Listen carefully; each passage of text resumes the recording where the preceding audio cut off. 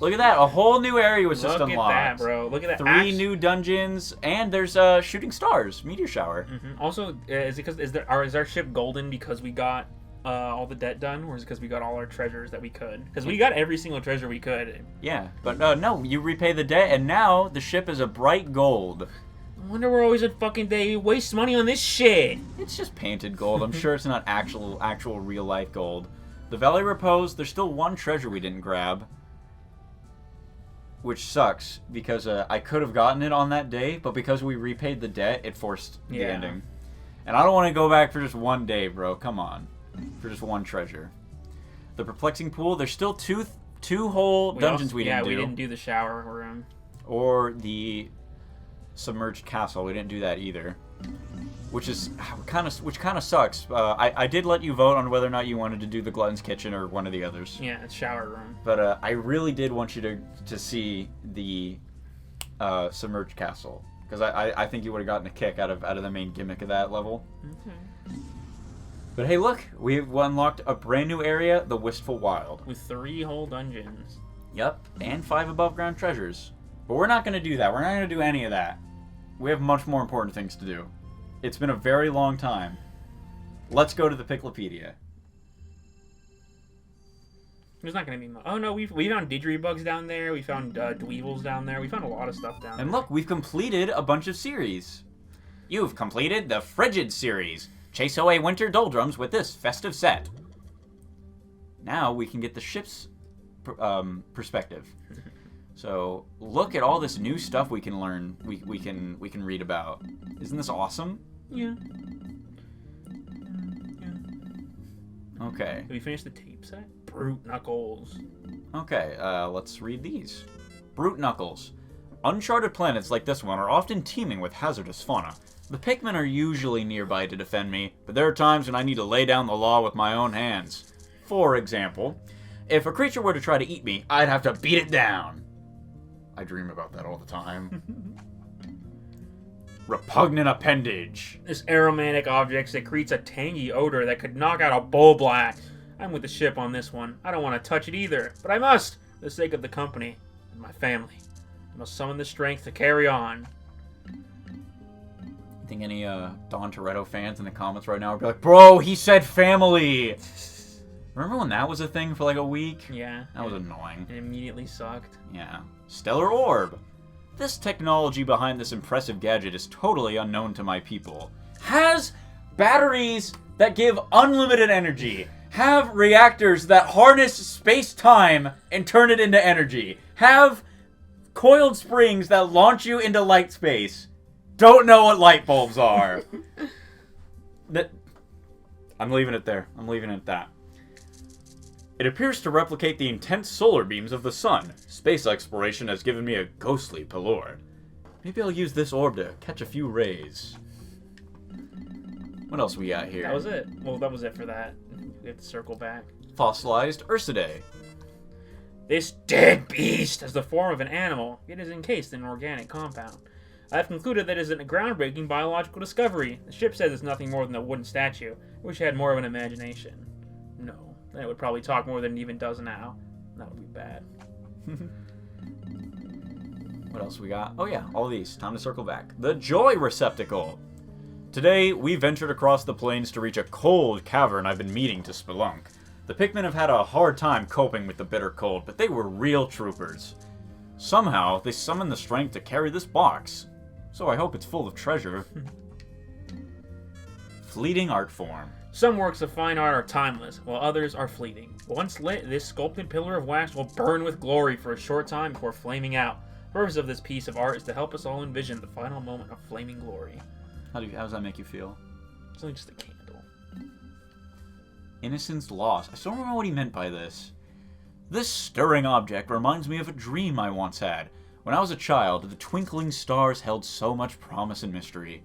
Yeah, now it's just full of bulb orbs and meteors that make you crash your ship, rebuild it, and then have it immediately be sold. And fucking horrible fucking man-at-arms robot bugs that shoot missiles that shoot him to death. Spouse alert! Sometimes I miss my carefree bachelor days. Once you have a family, those are history. I don't know what to deal with all this social commentary is, Olimar. I like spending time with my wife, but sometimes I just want to be alone. Bro, Olimar is literally the you ever just sit in your truck guy. Yeah. Well, no, I'm sorry. You ever just sit in your dolphin? Monday. Back to horrible Pikmin planet. Oh, no more nagging wife. Danger chime. Today I researched the caves located at the far end of the Valley of Repose. To ensure that we're thoroughly combing through the region for treasure, we have to check every cave. Thanks to that diligence, we found this very item. To memorialize our exploration into the unknown, I named that cave, Frontier Cavern. Let's see. Icon of Progress. The last cave we searched yielded a wide variety of oddly shaped and bizarrely colored treasures. For instance, this crooked object appears to be a boot, but it's adorned with several strange modifications. Perhaps it's some sort of modern art. Essential furnishings. This object sparkles beautifully. It's enormous, but I think it would make a great party decoration. That reminds me of the last time my family threw a party. I was busy at work and I couldn't make it, so my wife and kids enjoyed the party without me. My family goes further and further away each day. That's unfortunate. He was only here for 10 days. Still, how would you feel? Well, he was on another expedition for at least like 2 weeks by that point, though. Still, but also you forget this is right after Pikmin 1. He didn't get a chance to go say hi to him. Well, that's why. It's like he spent 2 weeks there and then he came back here for 10 days. Here's even more stuff. Oh no, wait. Let's read the ship's log first. Yeah, the ship's log. Whatever. Be satisfied with the decorative outer shell of this rectangle. It is more endearing since you can't see what's inside. Not being able to open it makes it all the more special. In reality, it's empty! Not full of treasure. Wait, no, that's Olimar. On the surface, this is not art. This is a temporary spectacle compared to the glory of eternity. And yet that is why it is art. Machines like me are incapable of comprehending this. Is the ship saying he's immortal? Yes. I guess that's fair. He is an AI. Think back and remember the starry skies of your youth. Innocence. Every being once possessed it, but lost it over time. This star is the shape of that precious memory. All major credit cards accepted. Put this on, your spouse will always know if he or she is approaching. How convenient. A must-have item for couples who like to hide things. Okay, ship. I don't know why you're acting like this.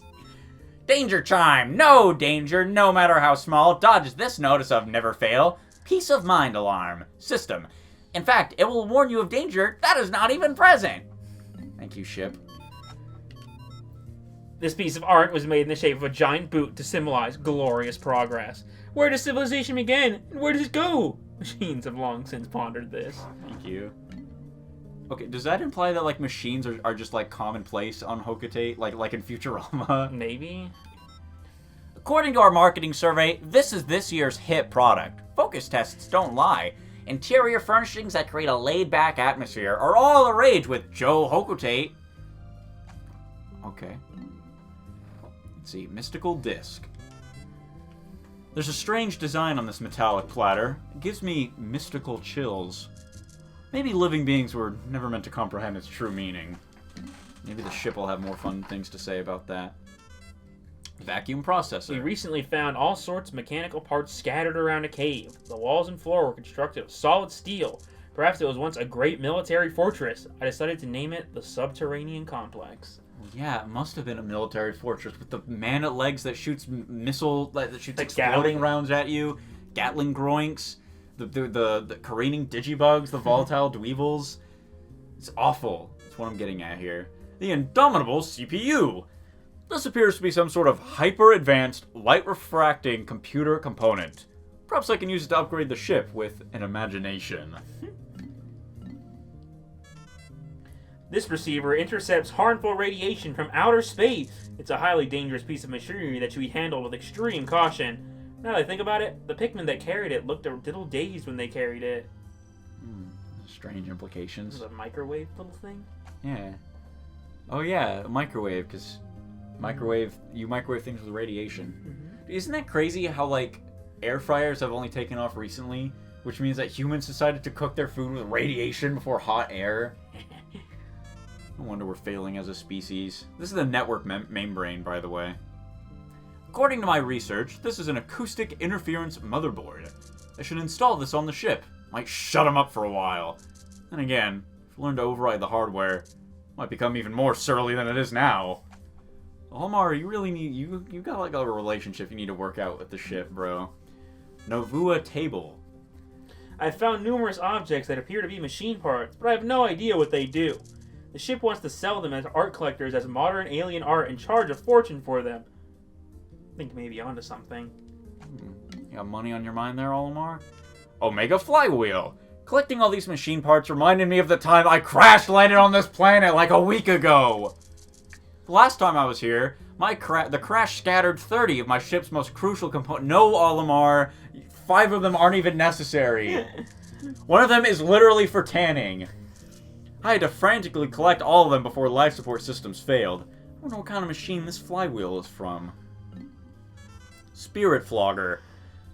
For a long time now, I've just been whiling away my life like a sprite in a machine. Sometimes I just stop and wonder, am I happy with my life? Can't start thinking like that. I must concentrate on my mission. Yeah, modern Americans. Olimar, Gen Xer. Adamantine Girdle. There appears to be a link between the treasures we found and an underground structure. We found several machine parts that fit together. The parts may provide a clue as to the original function of the area. Yeah, keep telling yourself that. Repair Juggernaut. This object must have been manufactured a long time ago by some kind of machine. Back then, they didn't have the fun toys kids have these days. My son is a video game addict, but I'm terrible at them. He teases me about it all the time. Wait, I've got it! Louie's lung. Louie's lung? Louie's young. He must be a video game wizard. He can give me some hot tips. Yeah, maybe Louie's dead! Maybe he subscribed to Hokotate Power. Louie's a video game wizard. He must be subscribed... Never mind. Something about this messes people up. Louie's young. I was gonna say maybe he subscribed to Waylon Plus, but that just doesn't work. Maybe he subscribed to Hokotate Plus. Super strong stabilizer. Several artifacts like this were sitting in the hole I explored today. The temperature inside the cave was perilously low, and the treasures were freezing to the touch.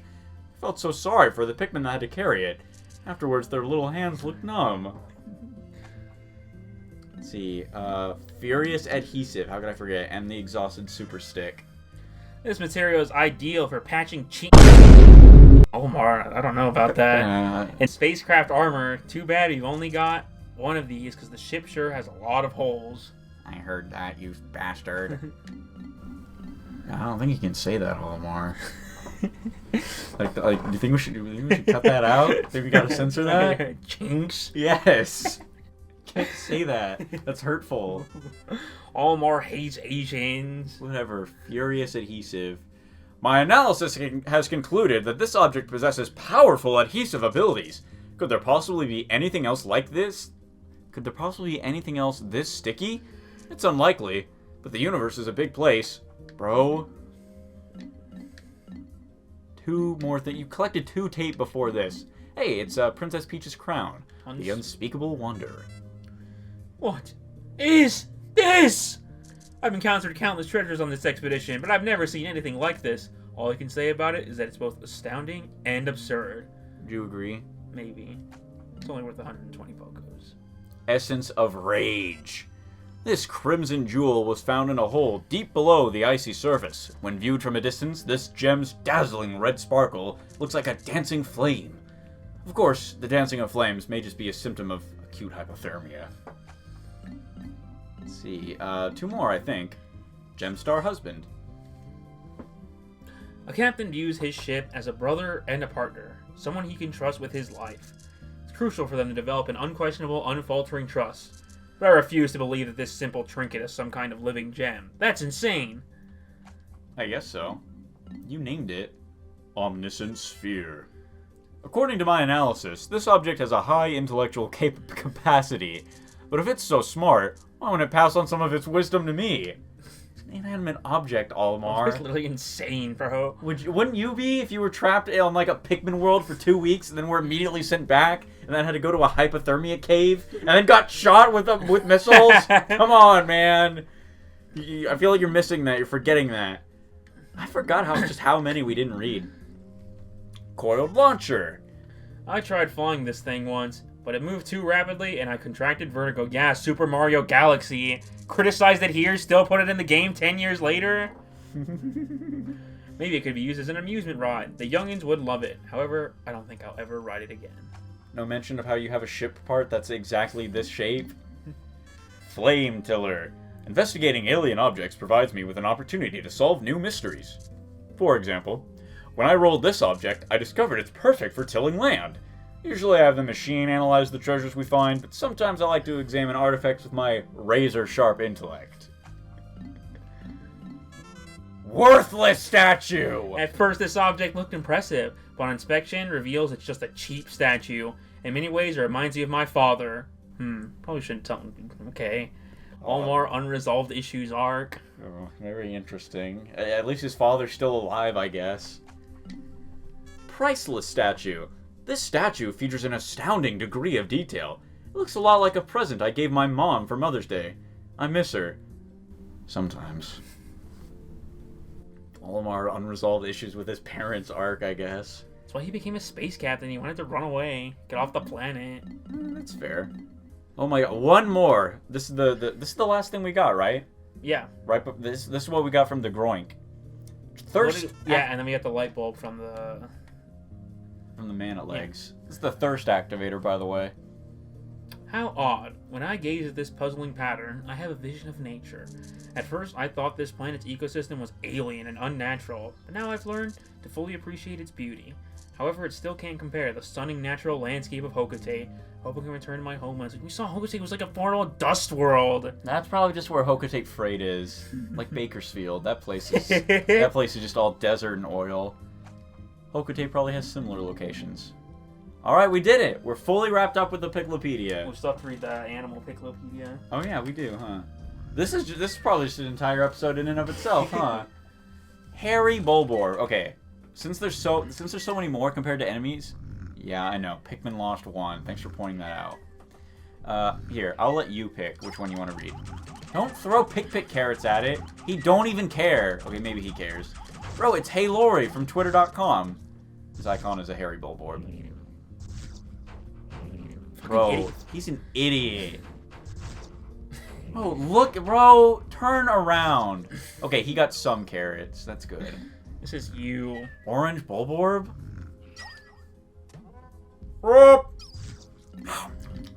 Would you just pick one to read? There's still all these bosses we haven't fought yet. Yeah. I'm looking forward to that. But yeah, now that we've beat the game, the Piclopedia fills more out, so now it just blatantly shows what bosses we didn't do. Because before, the empty numbers weren't there. Mm-hmm. It was previously it was only what we encountered. Now it shows us what we aren't encountering. Hairy Bulborb, Oculus Kagyami Follicus, grub dog family. This subspecies of grub dog has a thick coat of soft white fur that obscures its abdominal marking. The fur also warms its vital organs, making this species well adapted to colder climates. However, its hair follicles are surprisingly frail, which can result in immediately hair loss if the creature is surprised. Yeah, white guys. Yeah, just funny little guys. These guys are quite polygonal. Bulborb larva. Oculus Bambino? Grub dog family. As its name implies, this creature is a Bulborb in early stage of development.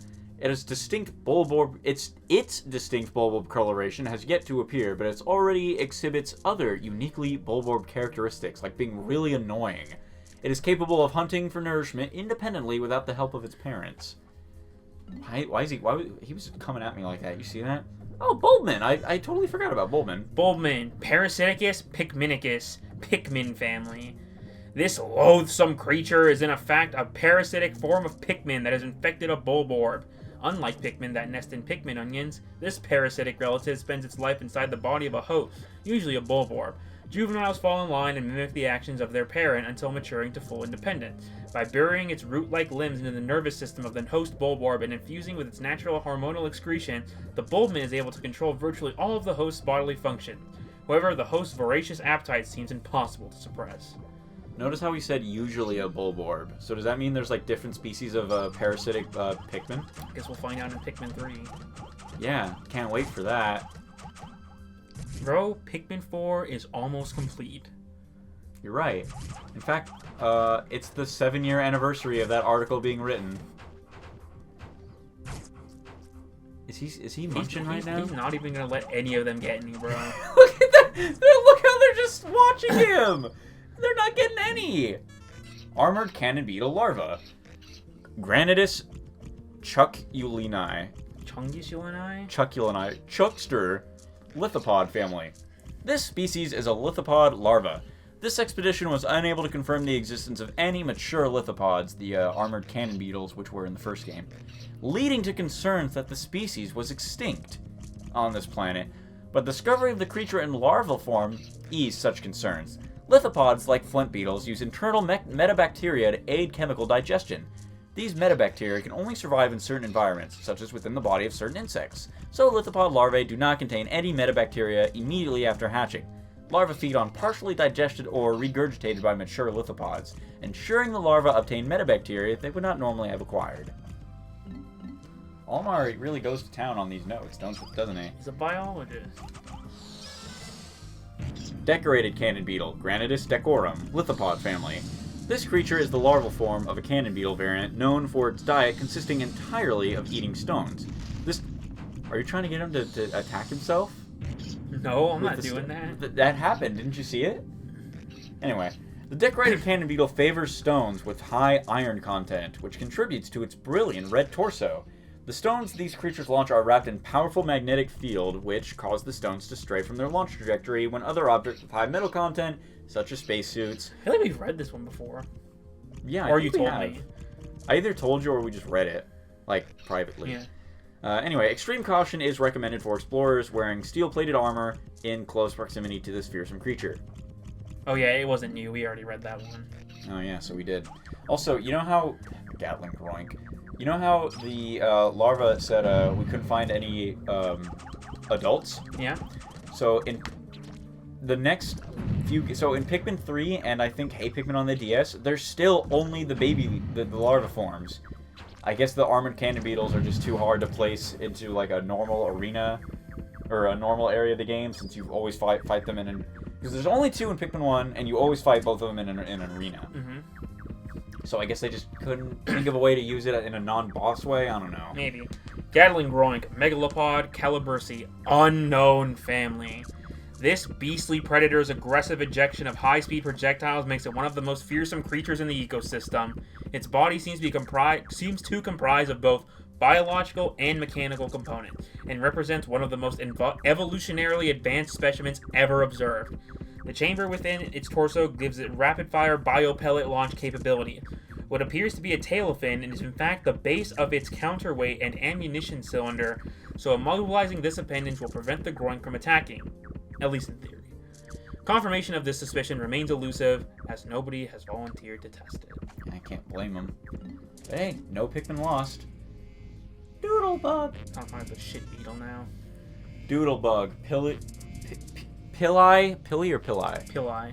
Pili flatularum. Flintbug family.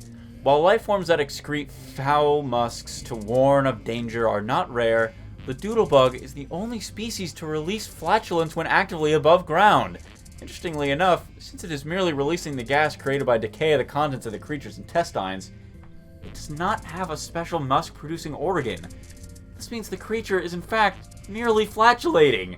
Spectral analysis of the rank gas indicates it contains not only methane, but hydrogen sulfide as well, making the flatulence a grade 13 biohazard. Bro, Miyamoto, yeah, put the fart bug in the game. Not in Pikmin 3! Bro, Miyamoto's like, sir, we completed the prototype for the new doodle bug. He's like,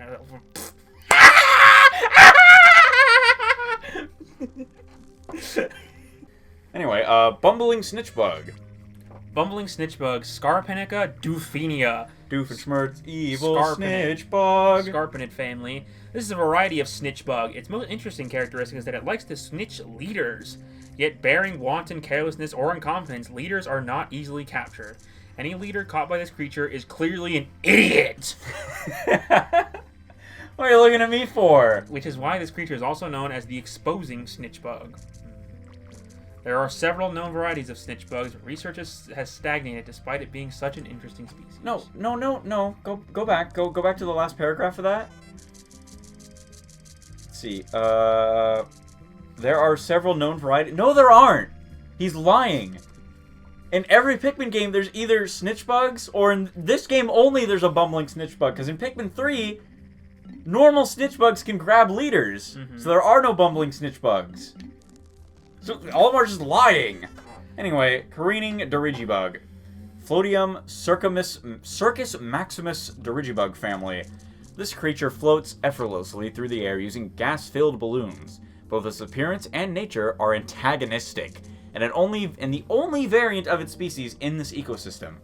It may be best to consider the possibility that it somehow wandered into this ecosystem from an entirely alien one. Positive proof does not exist at this point, but that is how the creature is currently classified. Literally, source, dude, just trust me. Yeah. This entire thing is source, dude, just trust me, because Olimar's the only one who's ever been near a Louie. catalog. Well, Louie. Louie just wants to eat things. We don't know that yet. He doesn't care about science. Spoilers. Caustic Dweevil. Mandarachnia sulfurnid. Dweevil family. The caustic dweevil is one of the members of the insect family known for mimicking objects by carrying them on their backs. Several points of differentiation with other members... Differentiation with other members of its species has been confirmed, such as body color and behavioral pattern, but none of these suggest major deviations from the creature's genetic structure. This makes it clear that this is a relative of the family. When attacked by enemies, the caustic dweevil spits out bodily fluids in response. Spacesuits corrode and oxidize when they come in contact with this highly acidic liquid. It's water, it's not acid.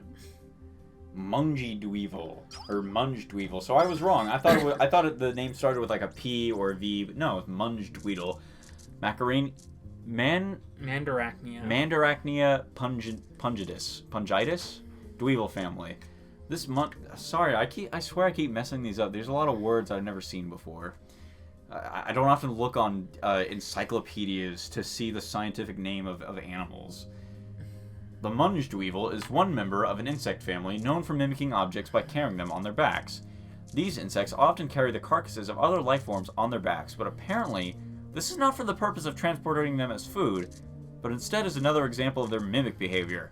The Munge Dweevil produces 2 different chemical compounds within its body which form poisonous gas when mixed and expelled. This gas is only used for self-defense, though. Volatile Dweevil.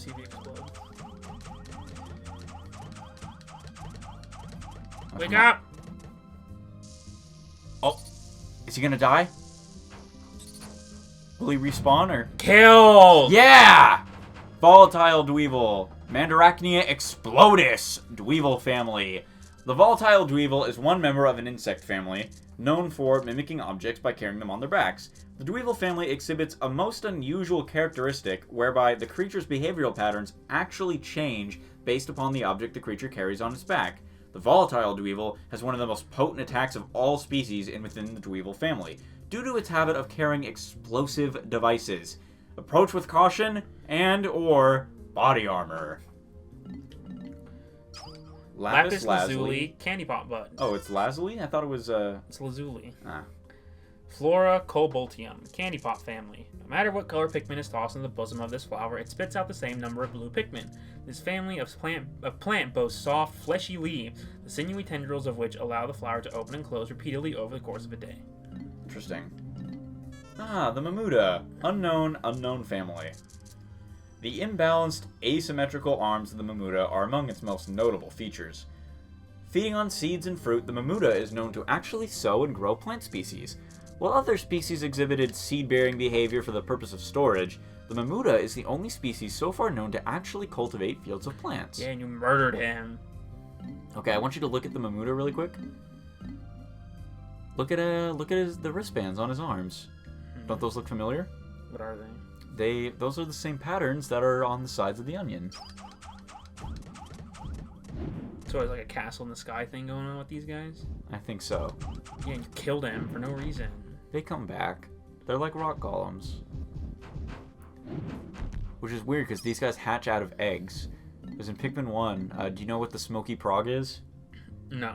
The Smoky Prog is an egg in the distant spring, and if you walk near it or attack it, it bursts out, and it's this like horrible thing covered in like smog, and it walks towards your onions, and it yells, and that uproots any Pikmin out of them, and it leaves behind a smog trail, and anything that goes in it near the trail dies instantly. Oh my god. Like, Olimar takes a lot of damage, enemies die instantly, and Pikmin die instantly. But when you kill it, it drops a little like orb egg thing, and the egg spits out 100 Pikmin. Oh my god. Okay. Whatever onion you put it in. Anyway, what is this? The glow stem? Glow stem, Nocturnia illuminati. Glowcap family. Although they are obviously unrelated, the glow stem bears a striking resemblance to the streetlights on Hokotate. It is highly possible that glow stems could be a relic of some unknown civilization beyond the scope of our imagination. Think he's being honest, or think he's just bullshitting? Bro, again, source, dude, just trust me. The man at legs. Pseudo-Arachnia Navaronia, Arachnorb family. This species of the Arachnorb family fuses with machinery at a crucial point in the maturation process, giving it the ability to fire energy bursts from its launcher beneath its orbular torso. However, the man at legs itself is not in control of this weapon. Instead, the mechanical portions of its structure appear to automatically acquire and attack targets. The man at legs has a gentle disposition, and as a member of the Arachnorb species, it has no natural enemies.